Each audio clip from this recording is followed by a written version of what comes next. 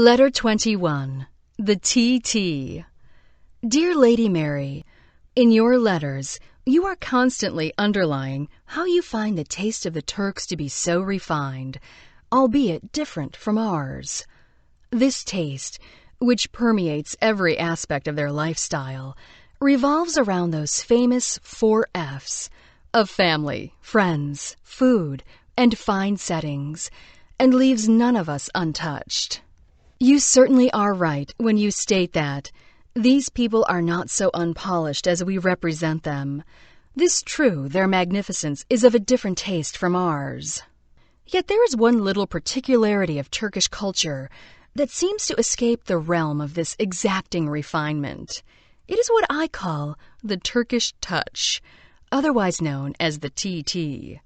Now there is another famous touch I am familiar with, called the French touch. It is the commitment to stylishness and excellence that the French people confer to all their products and creations, from fashion to cuisine. And it has even come to mean their distinctive, graceful style of rugby playing. But the concept of the touch in Turkey is something entirely different. The TT, as I see it, is a particular Turkish way of applying, intentionally or not, a slight imperfection to everything they do. Something is always slightly off, not meshing together as it should, or sometimes downright wrong. Nothing major, however. You can rest assured that everything still works just fine, but there is always just a little quirk, an eccentricity, a foible, an oddity, or a mix-up, much like that idiosyncratic line or startling word in a poem that grabs your attention and makes you think a little differently about what the poet is really trying to say.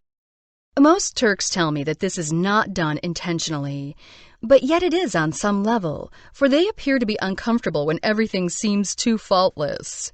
Life is not perfect, so neither should be our surroundings. Only Allah is perfect, so we must never lose track of that, and in consequence we must remain humble and not get too big for our boots.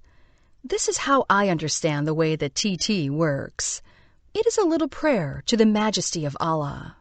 I come from a culture that strives to be perfect in everything it does, from medical care, fashion, customer service, putting men on the moon, or making test tube babies. It is thus very easy for me to spot these TTs, as they stand out like sore thumbs when seen through my Western exacting viewpoint. Yet I learned very quickly not to condemn them or to look down on them. I know that they have nothing to do with a lack of skill, attention, or care to the final product. Any culture that can produce an architect like Sinan and other such master artisans knows the right stuff from the wrong. It is just that one must remain humble, human, and honest. We all make mistakes, remember? Well, here they are, every day, in every way, stage front, for all to see to remind you of that. Such is life on our planet, in our neighborhoods, in our homes, and in our hearts. The most classic and time-honored example of a TT can be seen in Turkish rugs, where weavers intentionally insert a very small mistake into their pattern. A jolt of conflicting color, a broken border, a little cluster of mistied knots. It is the minute reminder that we are in the material world, not in the spiritual realm of shadows and dreams. The most blatant TTs are the incorrect and often very humorous mistranslations on signs, menus, and even in scholarly books. For example, I cite to you the English translation of the first sentence in one of the most impressive art history books I have read in any language. I will not give you the title, as to not offend the author or editor. The culture of the ancestors of Turks has caused the architecture to be continuous and with pains. Now, a mishmash like that certainly dares you to carry on for the next 350 pages.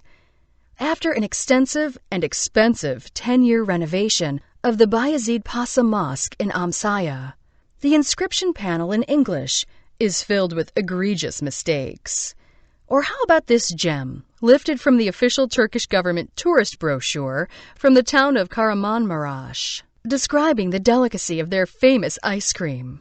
Celeb gets the milk hardened and process of beated the ice cream provided to become solid. Sounds delicious. Some of the most outlandish bloopers ironically appear in some of the most famous and fanciest of places, from the Topkapi Palace to the Hilton Hotel. In view of my past translation experience, I once asked a Turkish culture official if I could propose my services as an editor or proofreader for their state brochures and publications. You are spending an immense amount of money on these marketing products designed to attract foreigners to your country, I argued, so it would be beneficial to have them in stylish and correct English. He just stared at me, dumbfounded, and replied, "But you just don't understand. We Turks do not want things perfect. That is not our way." I tried to explain to him that his target audience did not perhaps share this viewpoint, but I could see that I had upset him and did not push it any further. Yes, Turks do not appear to want things to go perfectly, for it puts them ill at ease, just as my impertinence had done to him. The construction world offers a glittering showcase for the TT to shine in all its splendor. The orientation of every light switch plate in Turkey is a perfect example. They are rarely plumb, and always manage to be screwed in place, offset by about 10 to 22 degrees. TTs can be found in the joining of tiles, which wind up either crooked, or sometimes even upside down. Yes, I have even seen decorative tiles with clusters of grapes hanging upwards. It is in the cracks that appear overnight in a freshly laid marble floor or a plastered wall. It is the death-defying ski jump incline of handicapped access ramps. It is the frightening skeleton scaffolding systems used during construction or renovation projects. It is the toilet that does not flush when you want it to, and then roars off on its own in the middle of the night, waking you up and flooding the floors and your shoes. It is the table legs, never of the same length. It is the painted faux marble mihrab in lavender, baby blue, and pink in the historic Hagi Osbak Mosque in Iznik, or the blinding fluorescent tubes running around the one in Iplik Kami in Konya, like airport landing lights. It is buses scheduled to leave at a certain hour, and no one caring if 2 hours go by without any sign of movement, except for the ordering of endless rounds of tea. It is Turkish air flights of yore, cancelled with no warning, with absolutely no one flustered that they just missed their connecting flight to Paris. It is T-shirts that shrink after one washing, with, before that, their dye that rubs off on you, turning you into a Turkish Tuareg. It is leather that smells downright feral, and cheesy plastic shoes that are so rigid that they crack after one wearing. It is the mangy cur wandering around the glamorous new Sita Kulesi shopping mall in Konya. It is the cat that moseys in and weaves around the legs of the diners in the toniest of restaurants. It is the plastic bucket placed on the grand staircase under the world's largest chandelier in the Dolmabahce Palace to collect the dripping rain from the leaky ceiling above. It is the cow strolling into the pool area of a 5-star hotel to munch the tender greenery in the flower pots, with no one caring to chase him away from their chaise lounge. Indeed, travel and hotel life are rich in TTs.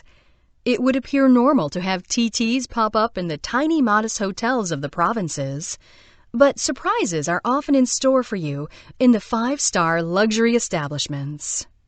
TTs are found in the 5-star hotels in Anatolia, where the receptionist does not speak a foreign language, and where there is only one TV channel. They can be seen in hotels where all the elevators are out of order at the same time, again, with no one seeming to mind, and no complaints heard. In suites furnished with luxurious Turkish towels and sheets with gaping holes. And watch out for those dangerous wrinkles in the dining room carpet that down at least one soul per day. A TT is the handwritten room number scotch-taped to the door key, a huge nail hammered in the wall to hang up the hairdryer in the locker room of an exclusive hotel spa, an elevator sign that indicates 3 when it arrives at floor 2, unrequested wake-up calls at 5 a.m., dull knives, and hot room refrigerators, and a mangy, crooked Christmas tree decorated with fake snow in the lobby in July. TTs abound on the streetscape, such as the low electric wires that run from building to building and graze your head. Cars having a particularly distinguished record on this one. ATM machines placed so high up on the wall that even a 6-footer like myself has to stand on a stool, courteously provided, of course, to reach them. The neon blinking palm tree in city parks during snowstorms, and flower gardens planted in recycled empty olive oil cans in front of national museums. A particular favorite TT group of mine are the fantasy maps that are handed out at local tourist offices. Lovingly hand-drawn, they are absurdly illegible and oftentimes downright backwards, making your discovery of the city an Alice in Wonderland experience. When I was once handed one of these murky maps in a tourist office in Bursa, I emboldened myself to ask the clerk if he perhaps had a better one to tuck into my bag to help me find my way on the street. The clerk's face brightened, and he disappeared in a scurry of excitement. He came back a few minutes later, struggling to carry a heavy 5-by-7-foot framed cadastral map that he had removed from the wall in the director's office. Plopping it in front of me with a weighty thud, he said, "Could this possibly be of help?" But a TT can be a tender and sweet attention, too. It is the plastic flowers with dainty resin dewdrops glued on them in the vases of pita joints trying to pass for the Sultan's table. Spoons and forks lovingly wrapped up in paper napkins tied in a bow. Posters of the Swiss Alps and restaurants in the middle of dusty plains. Watermelons carved to look like graceful swans.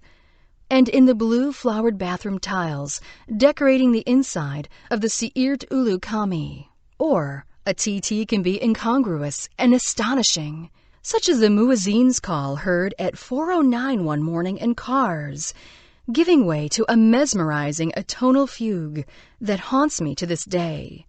Or the majestic marble sidewalks lining the streets of the dusty farm town of Afyon. I have learned that these imperfections give breathing life to the objects and to the world around us. And I have come to share a fondness for them, just like the Turks do. They have taught me to be less fussy, finicky, and critical. When I see a TT, I often smile, as they can sometimes be quite comical. Yet they always warm my heart, because behind them I feel the hand of a very human person, in this case, a Turk who knows his place in the cosmic order of things. And they teach me not to take myself so seriously. For you know what? No one is perfect, except for our Almighty in heaven. Sincerely, Kadria Branning.